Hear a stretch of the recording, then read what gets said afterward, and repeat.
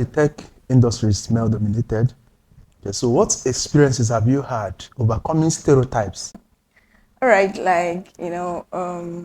the tech world, especially in this part of the country, Nigeria, is mostly considered as a male-dominated field, in the sense that when you are into tech, people look at you like, do you think that are you competent on this thing? Can you do this thing? They are looking at you like, are you serious? Like looking at you as if you're not serious until they get to do something with you, right? So for me, it's basically the experience, almost trying to prove myself every time, trying to make sure, let them know that we own this thing. It's not just about the whatever knowledge that we had while growing up, the foundational knowledge we had while growing up, that men are men for the core tech or probably science, mathematics. Men are good in mathematics. So it has been a kind of daily experiences, okay? Because for instance, where I work, when people enter into the place, they are looking for a male figure to be the man of the person that owns the place.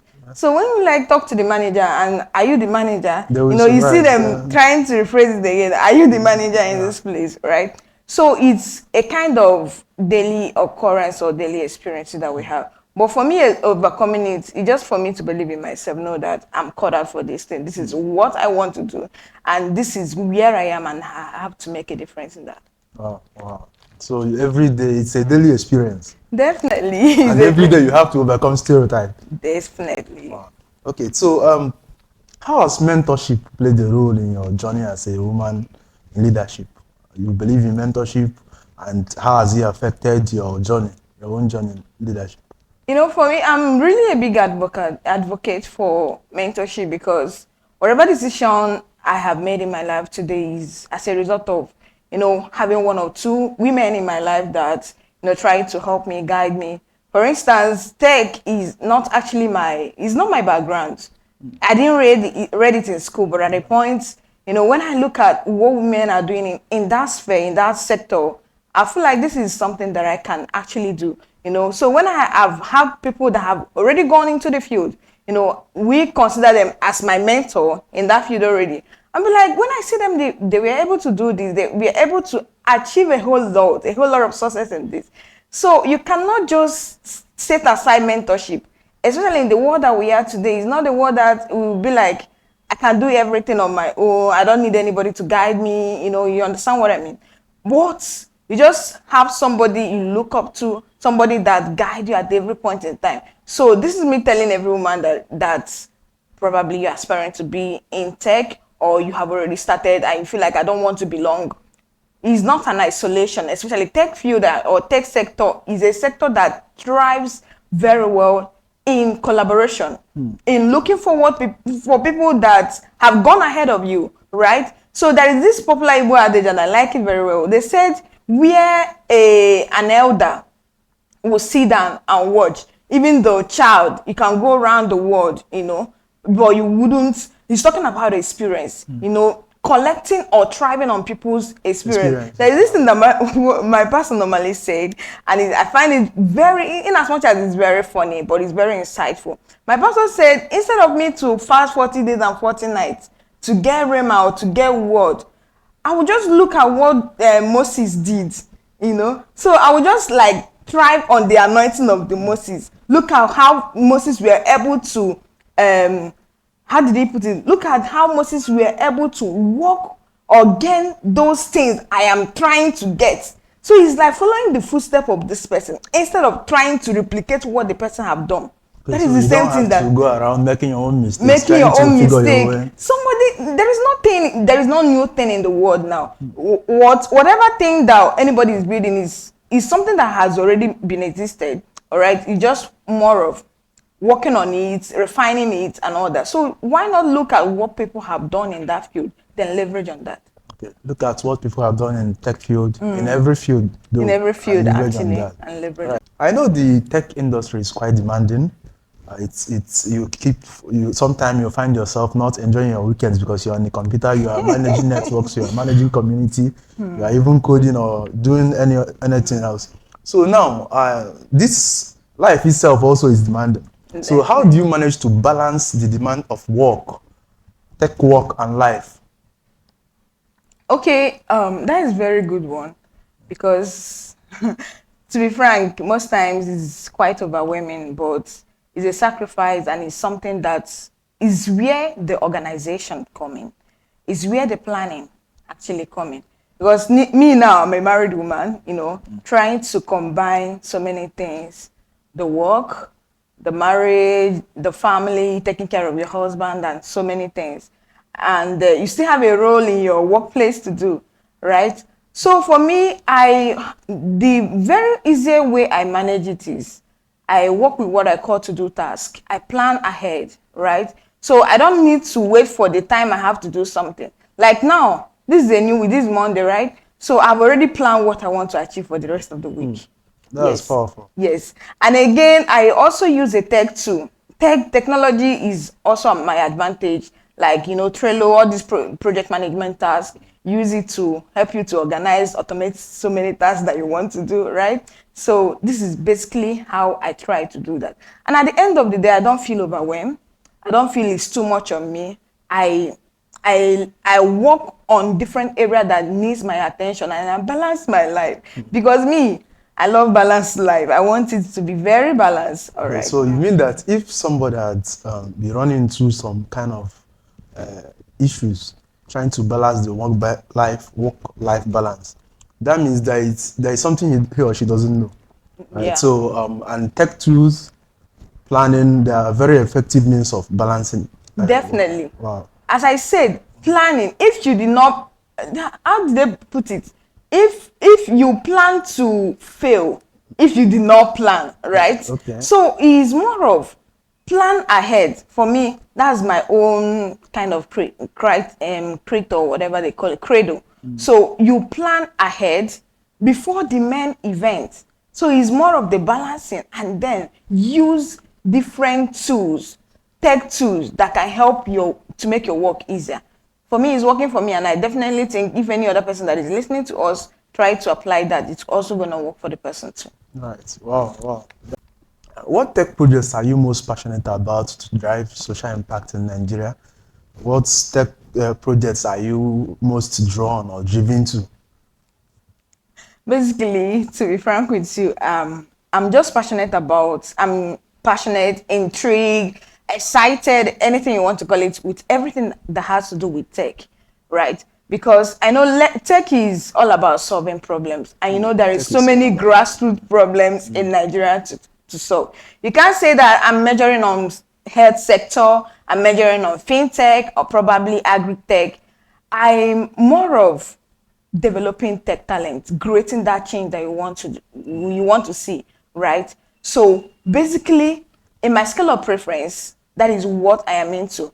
And again, another aspect of tech, project in tech that attract me more is what I call agri-tech. Agri-tech. Some people don't know about agri-tech, and every day you are hungry, you want to eat, hunger problems, so many things. Now people like Thrive Agri, Crowdy, Fund, they are doing so many amazing things there. So it's all about leveraging this agriculture, make it easier, make it flexible. Now people can actually purchase food without struggling in the market doing all those things, right? So we have a GMO product, those kind of things built. Now we are using tech with agri platform, putting it together to make life easier. So these are the two places. I can't say that I'm not interested in fintech, but closest in my heart, this is the two places I'm much more interested in. Okay, so I have a question.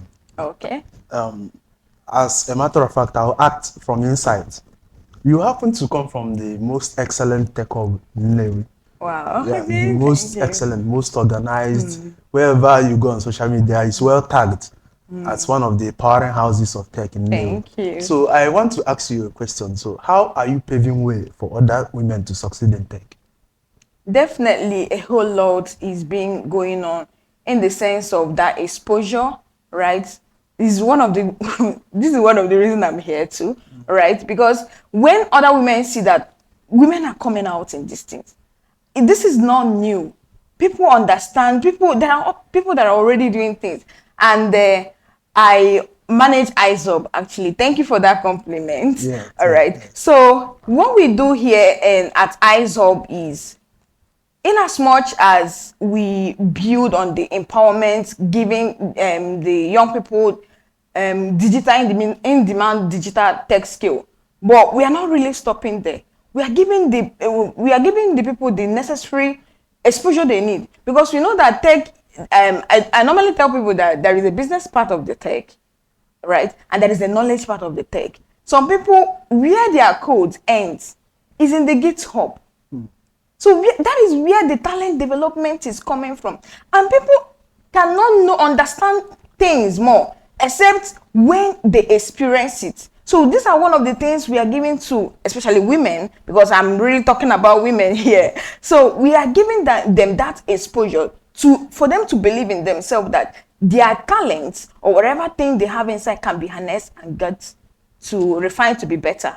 Okay, so do you actually have, do you, aside from providing leadership for the interns, female interns, do you have some kind of tech mentorship you provide for them? Do you lead them to programs? Do you lead them to picnics? Are there some social life attached to it? Because me, I used to honestly rate tech at a blue collar job. That's my own personal opinion. I know it's quite different from the rest, but I have my reasons. So do you take them to picnics? Do they look up to you, and do you have some that kind of direct mentorship to them? Definitely, definitely. This is one of the things that I provide them with, because communities is playing a very huge part. Like, I as well belong to Shikoda Africa, and one of the major participants in Shikoda Africa Anambra chapter and all that. So I have in the hub, I have so many women close to me or under me. Let me use that word. So many women under me. So the provision of that community, introduce them to community. We have things that we have to do within ourselves, discuss projects with them. I have sections with them whereby I talk to them, we work on a project, and there is also a startup that we are building currently. Is one of the things, the opportunities that this mentorship offers, this project offers. So these are one of the things we provide for them. Okay, so do you think that if you believe that communities have their roles in developing people, make them interested or excited about tech? Okay, so what advice would you give someone who is out there, has not yet gotten a mentor? Would you make reference to yourself or make reference to a page or a community you follow? Okay, what I would tell the person is, start where you are. Just start something. Engage. Look around you. I do tell people that in this era, this is an information era. So if you're missing out, that means you don't really want to do anything. There are so many information out there. You're just Google away from the next information that you're supposed to know. So start doing something. Type, get your phone, browse, take communities around me. You find it. Here in Nnewi, if you are in Nnewi, listen, there is ISOP, there is other tech communities around. Get across with them. There is Women in Tech, is a tech community. There is Women Tech Makers, which I belong there. You can, and again, there is another tech summit coming up in September called Download Events. Yes, because the thing is that you have to show up. You cannot be in your room, or you cannot just be procrastinating, trying to wishful thinker don't achieve much. You just have to step out, and before you can be able to get that result. So get involved in what is happening around you. Don't fold your hands and be waiting for things to work out perfectly before you know that this is the time. Or probably, my pastor normally says that the day of your blessings, you see, sky will not turn red. Every day will be like every other day. Like that day will be like every other day, right? So this is me encouraging you to start where you are.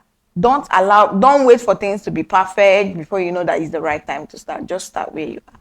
Okay, so let me touch a bit on Ice Hub. I've come across some comments, the big media, asked some kind of questions. one of the biggest tech centers, so I is rated first. I Wow. picked that information. And so now they happen to also place a demand on Ice Hub. Okay. Then demand it. Please, we need to start tech meetups, the regular ones, maybe every weekend, as soon as possible. Yeah. It's your company responding to that demand. Definitely, to be frank with you, so many things are happening on ground. Like today, we had a meeting, like ecosystem builders and all that. Because we understand that, as I mentioned earlier in my talk, I said that tech is a sector that thrives on collaboration.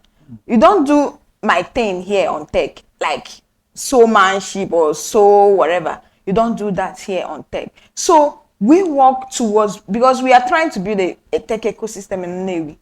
It's something that is going to thrive. Building, we have to know people, because there are so many tech talent there. If you don't bring them together, we will not know them. If you don't see what others are doing, you feel like you are left out. So now we are doing the underground work of putting people together. Every passionate tech people, tech savvy, tech enthusiasts, developers, innovators, wherever great team you belong to, putting them together, because we want to build that strong tech ecosystem here in the Navy. Wow. I can't wait to see it myself. Thank you. So tech itself solves problems, Definitely. but they are not without. It's not without its challenges as well. Yeah. So what are the biggest challenges you faced while in tech? A lot, because sometimes it's capital intensive, some of the things that you want to do, having the resources, the infrastructures, the robotics for the children, all those things are demanding, right?